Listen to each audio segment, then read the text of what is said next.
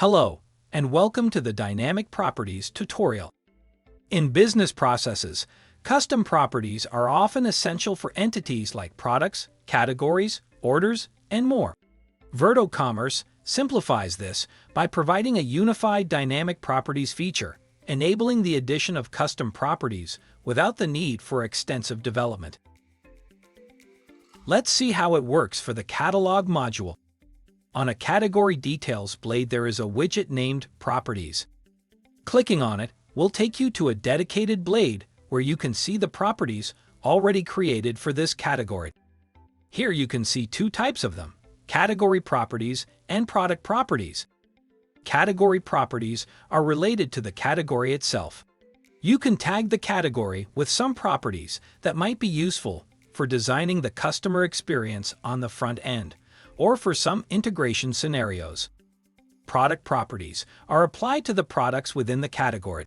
So, as a category manager, you can customize the property set in any way you like. Let's see how it works. Click Add Property. On a new blade, you will see three options. Select the Product Property option. Now let's add a property name. Since we are talking about camcorders, let's add a property called Matrix Size. You can also add a specific display name for different languages. Now, let's define a type.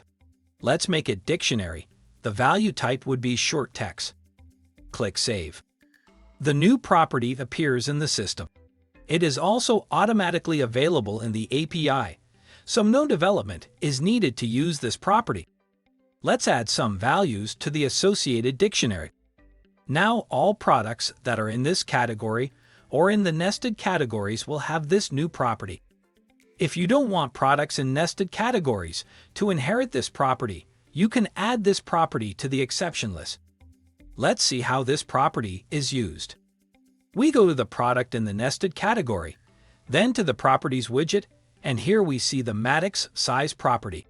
We can register the value for this product.